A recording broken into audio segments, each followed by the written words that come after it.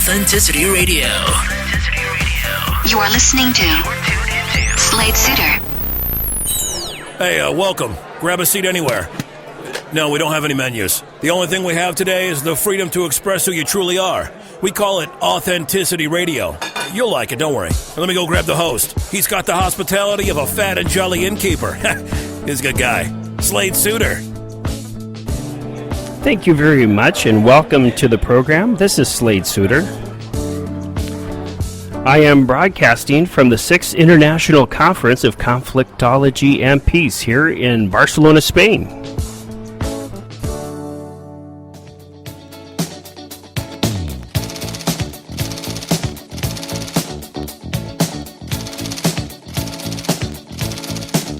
I have the honor to interview someone who you may know as the author of Plato, Not Prozac. And also, he has written many books, and one of that caught my attention is Therapy for the Sane.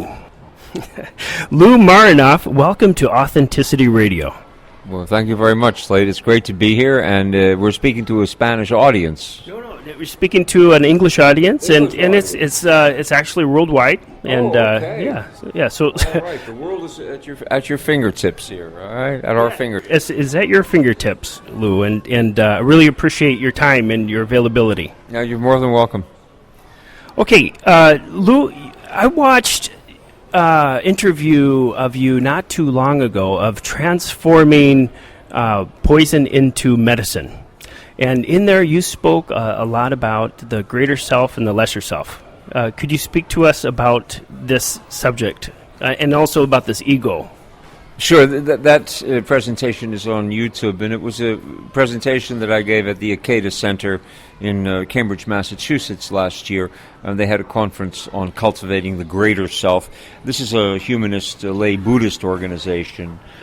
So basically Buddhism, which is a world religion, also has very secular, humanistic aspects, and one could use the philosophy, as it were, without necessarily adopting the religion, and that's what I tend to do. So the idea here is that we all have both lesser and greater aspects. Our lesser self is this ego, which is implacable. It's a grasping self. It wants to exert proprietorship over things. It's easily offended. It's easily wounded. It needs to be gratified, and the more gratification it gets, the more spoiled it gets, and so forth. It's really our worst enemy. If you look at Indian philosophy, Chinese philosophy, Buddhist philosophy, you see the ego is the thing that is the source of our suffering. So the Western conception of a healthy ego is really an oxymoron.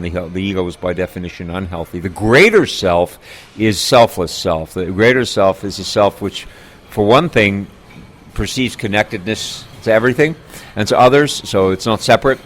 And it's a self that works for its own happiness. It works for the happiness of others in order to become happy. If you work for your own happiness in an egocentric way, you'll become unhappy. It's guaranteed. If you work for the happiness of others, you'll actually become happy. That's guaranteed too. So the greater self is that one. Okay. So you spoke about dialogue, and also about not having the need to wake up and having an enemy. Yeah. So how would we play with this when looking at our greater self or our lesser self? Well, I think it's the lesser self that has enemies as well, right? Because, again, having an enemy is a way of making oneself feel more important, or needing to denigrate somebody, or needing to feel, I feel superior, and it's because I have an inferior whom I can oppress. It's another manifestation of this, conception of enemy. Walt Kelly, you remember Pogo, the cartoon strip, and one of my favorite episodes of Pogo is where he says, "We have met the enemy, and he is us." This notion that actually, the notion of an enemy is something that we carry internally to demonize others. And this is basically the real problem. Most organizations that promote conflict or try to justify conflict and so forth also have some enemy or other and they have an agenda based on that. So I'm asking people to consider this when you wake up in the morning. Do you need an enemy in your life? And if you need an enemy in your life, then you have a problem, okay? It's better to have a friend.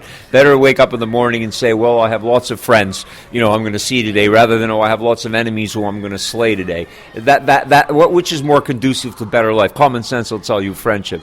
So we don't need enemies. Okay, then how should we engage? Or, it's a good question. Should we engage in a conversation with the greater self and lesser self, or extending an invitation to, for example, come back home? Well, the lesser self and the greater self, I'm not sure that they want to have a dialogue. The greater self, is fine, wants to talk to everybody and wants everyone to be great. Actually, the lesser self is much more proprietary, and that's the one that's going to sit on the with the shoulder of the angel and the devil. And the lesser self is going to sit on the devil's side, and it's going to tempt you to disregard all this other stuff and just get back to being selfish, and avaricious and greedy and satisfy your animal appetites. I don't think that there's much basis for dialogue there. So although I'm a huge advocate of dialogue, the lesser self doesn't become greater by talking to the greater self. The greater self takes over when we're willing to empower it.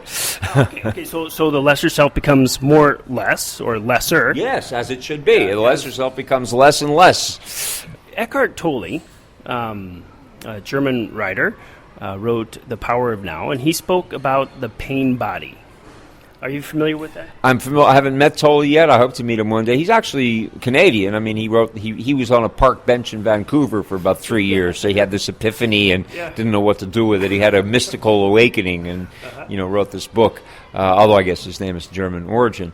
But I think it's a wonderful thing. And he's really talking, he's eclectic because he's not speaking for any one spiritual tradition, which he says, but he is embodying wisdom, strands of wisdom from all of them.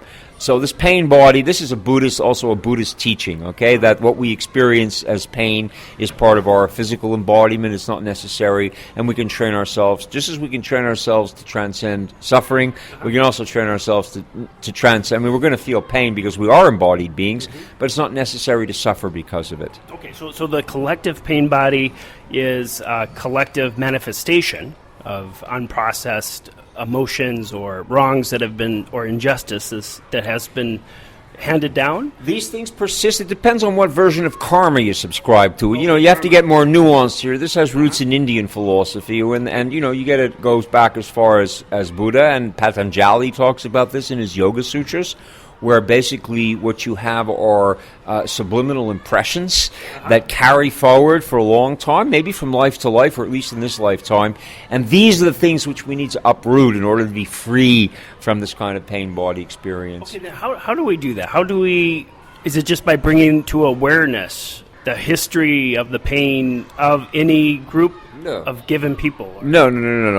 If you have a stone in your shoe, how do you get rid of the problem? You take the stone out of your shoe. It's not going to help you to discuss the history of how the stone got into your shoe. That might be very interesting history, and it might be very personal history. You might want to tell that story of how the stone got in, but telling the story about how the stone got into your shoe is not going to get rid of the pain in your foot, right? You want to take the stone out of your shoe. Okay. So that's what yoga is. That's what all these practices from the East are, these meditative practices for bringing the greater self to the forefront of our being. This is all about taking the stone out of your shoe. It's practice, it's not theory. It's breathing, it's yoga, it's posture, it's attitude, it's remaining without judgment. It's practicing a set of virtues that actually conduce to serenity and betterment for all. It's a wonderful thing, and it's free. You don't need a prescription. Okay, you mentioned that the ego cannot be made healthy, but it can be made quiescent. This is my belief, and it comes partly from experience, and I don't mean to, antagonize a whole bunch of psychologists out there who are going to say, well, but we make egos healthy, and maybe you do for a time, but you will have noticed that there's no end to psychotherapy. Okay, I'm friends with a great existential psychologist named Irvin Yalom. He's a world famous author, and he's a brilliant man. And he and I over coffee were discussing this issue one day, and he said to me, "There's always something else." This is like the first law of psychotherapy. There's always something else, which means it never ends. Because everything that you do, if you're walking around with your healthy ego running your life, there's always a provocation every day. And so you've got something else to process and something else to discuss. But if you have the greater self running your life, you're not provoked. Sometimes there's nothing else. There is quiescence. There's quiescence. Okay, well, if we can arrive to that, there's a lot of work involved. You should practice like everything else. Yeah. Sure. And the things that are, worth achieving the most are sometimes the hardest work. This is all the teachers that I've had and all the literature that I've read on this tells us that it's incremental. It works, but it's incremental. It's not a miracle drug. It's a practice that day by day builds up a reservoir. Every day a few more drops go in there, but you'd be surprised. Over time it adds up, and suddenly you have this tremendous reservoir of quiescence, and when things get outside get very frantic in the external world and you're caught up in a situation where you could easily lose it. If you have this reservoir, you'd be okay. If you don't have this reservoir, you'd be swept away by the tide of, phenomena. And that's built up over time, consciously. Time builds up over time, and it really is a celebration and a heightening of awareness in its purest form. Pure consciousness is a beautiful thing. Okay, so anything that anyone can do in order to build this sense of consciousness is something you would prescribe to. Absolutely. I'm a big fan of, of 100-proof consciousness. I think pure consciousness is the greatest gift we have, and it behoves all of us to take steps to develop it. Okay, Lou, I have a question for you. What is your message to humanity? I hope I'm not at the end of the line where I have to give you my final words, okay? It sounds like you're asking for my last words here.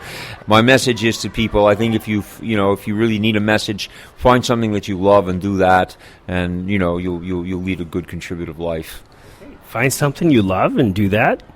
Lou, thank you so much for joining us on Authenticity Radio today. And would you consider joining us another time to talk about the cultural evolution? Absolutely, Slade. It'll be a pleasure. Okay.